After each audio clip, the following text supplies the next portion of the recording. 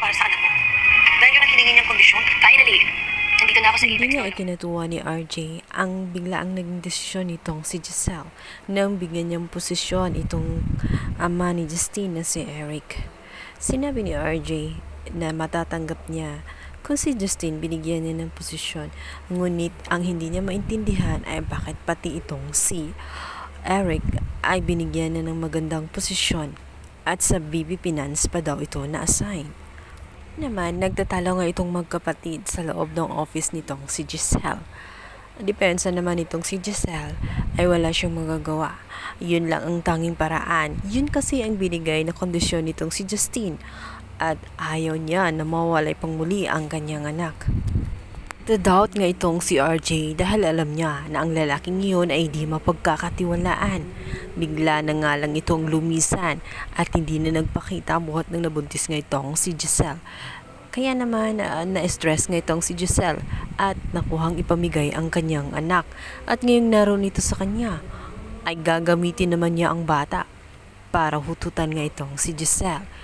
Pumasok lang si Eric sa loob ng Apex at ginamit niya si Justine dahil meron silang personal na interest na gustong makuha sa loob ng Apex. Sabi nga ni RJ nito sa kanyang kapatid na sana nga lang daw hindi siya nagkamali sa kanyang naging desisyon at kalaunan hindi nga maging problema ng Apex itong si Justine maging itong kanyang papa. At sa ating napapansin, ito nga si Justine ay iba din ang motibo, pumayag siyang magstay, subalit sa palagay ko ay pahihirapan lang niya ng husto ang kanyang tunay na ina sapagkat hindi pa rin niya napapatawad ang kanyang ina at gusto pa rin niya itong pahirapan. Isan nga ang mag-inang bruha na ito ang si Moira at si Zoe. Ngunit tela may papalit na naman sa trono nitong si Zoe dahil nga nung makita ni Justine itong magkakaibigan na ito nga si Evan at si Nurse Karen ay bigla na lamang sinusungitan niya ito at asar na asar ang magkakaibigan sapagkat pakiwaring nila ay parang mas matindi pa ang kanyang ugali dito sa pinsan ni Annalyn na ito nga si Zoe. Ang gamba ang dalawa, wala na nga itong si Zoe, subalit may pumalit naman sa kanya. Papalapit pa naman ang kanilang muling pagbabalik sa loob ng Apex. At ngayon mukhang mahirapan din sila sa kanilang trabaho dahil na rin sa naging asal nitong si Justine. Palibhasa kasi kulang siya sa atensyon at pag-aaruga ng pagmamahal ng isang ina at puro galit ang namumuo sa kanyang puso kaya hindi niya kayang maging masaya.